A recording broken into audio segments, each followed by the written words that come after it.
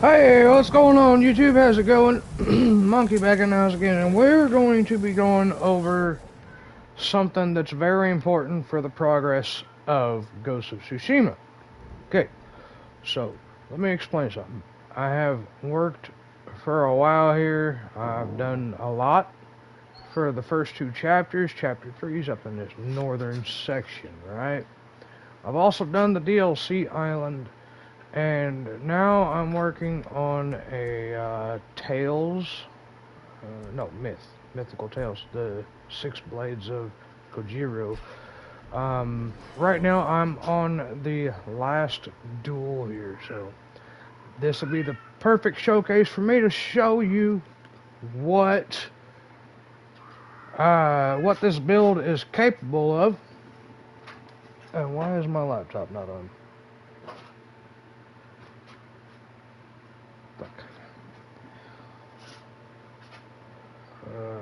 Apparently either my laptop's not charging or it's unplugged. Lovely. Okay, so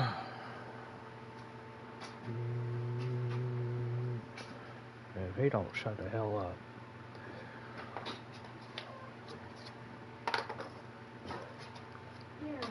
Let me get this up and going. So give me just a second here.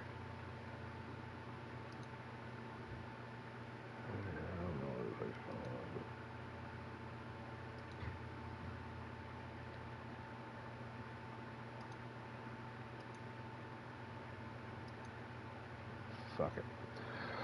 Okay, so no laptop today. Cool. Whatever.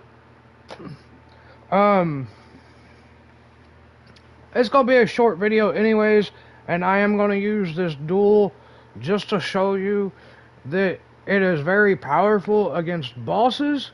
It is also really good for exploration.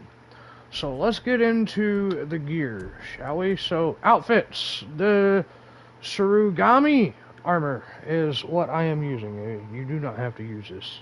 I am going to put a disclaimer for that.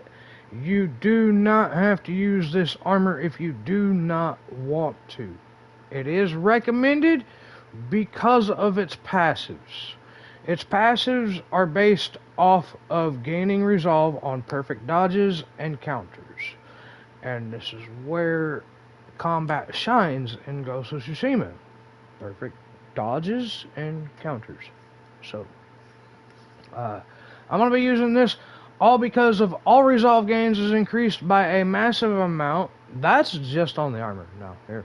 So, we also got perfect parry and perfect dodge windows are increased by a major amount. Also, regular parry is disabled. Perfect parry becomes a chain of 3 attacks. And this is where the powerhouse of this armor comes into play. Okay? So we get 3 attacks every time we get a perfect dodge, or, well, perfect parry. We get 3 attacks. And there's a lot of stagger when it comes to the perfect dodges. So, and perfect dodge becomes an attack that blinds enemies. So a little bit of staggering kind of crowd control ordeal, right? So, let's go ahead and explain that the helmet has no significance. You can use a mask, you can use a helmet. I just like this mask of the eagle, because it's fucking cool as shit. It's got antlers and whatnot, and it's the last item you get after you beat the DLC, the Iki Island stuff. So I'm going with that. I do have a maxed out katana and tanto. Here we go. Weapons, the bow is still got some work that can be done, so we're not too worried about that. What we're worried about is these things right here, all of my charms. Okay, so you will have to do some exploration to get this charm of the Inari's Might. This one here specifically comes from Inari's shrines after you complete so many of them, and then you have to complete more to get it upgraded. Okay, so You do not have to use this. It can be replaced for something better. And if y'all don't shut the hell up back there, damn cats. Tigger, be quiet. Be quiet. Shh. I don't care. Alright, so here's where the main majority of this comes into play, right? So, Charm of Inari's Might is optional. You can use it. I do use it. This thing is lovely. It's an amazing piece of gear. So with the Inari's Might, if you don't want that, you can run an extra resolve. You can run an extra of anything that increases damage or stagger. That stagger is completely up to you. I don't really use the stagger too often. Some stuff I do use stagger with, but I use smoke bombs more than anything to stagger enemies or blind them or whatever.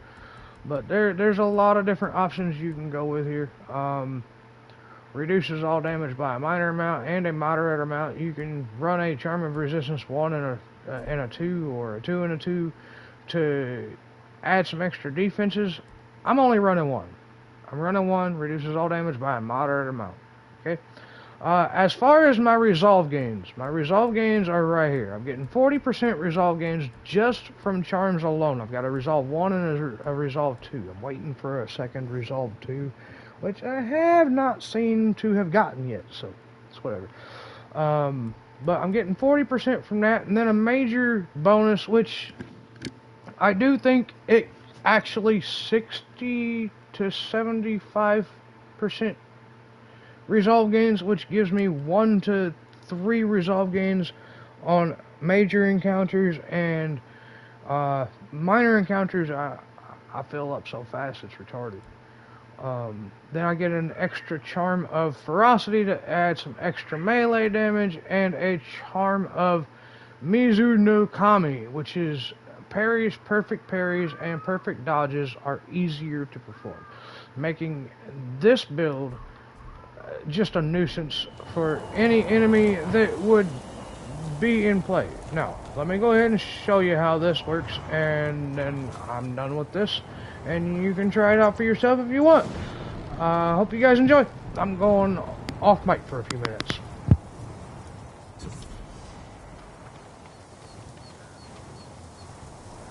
This is madness. You're not a warrior, just a murdering dog. That's the spirit. Come on, Sakai. I've been looking forward to this.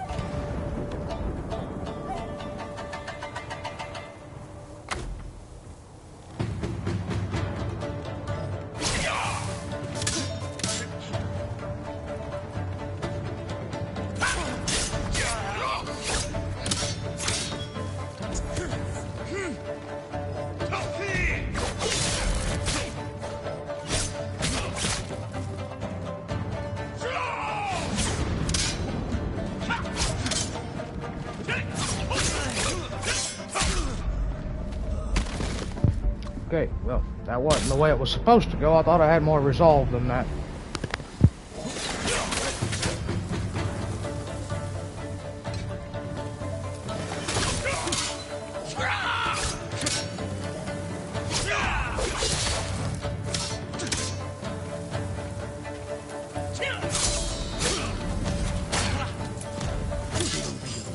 If you had gotten here sooner! I'm here now.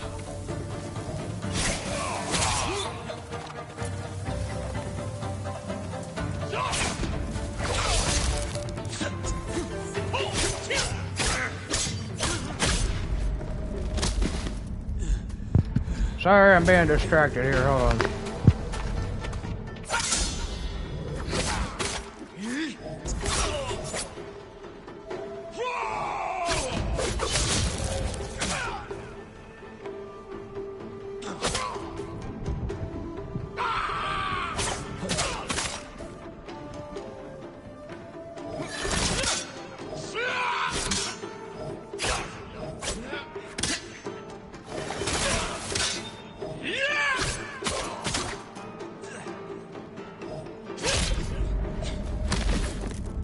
shit, I almost had that one actually with no health, to be perfectly honest.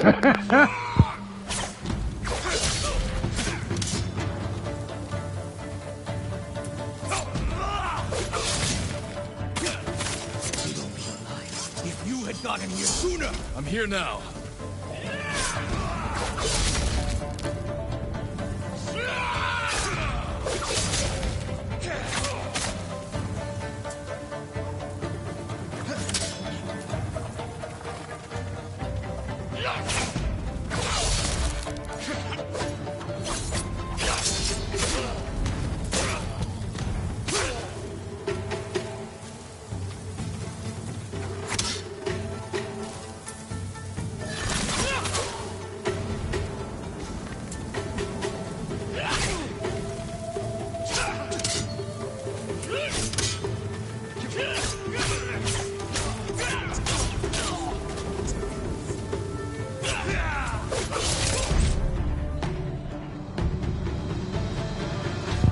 Alright, it's fairly simple build. Sometimes I mess up, sometimes I don't, but I mean, not everybody's perfect when it comes to a game.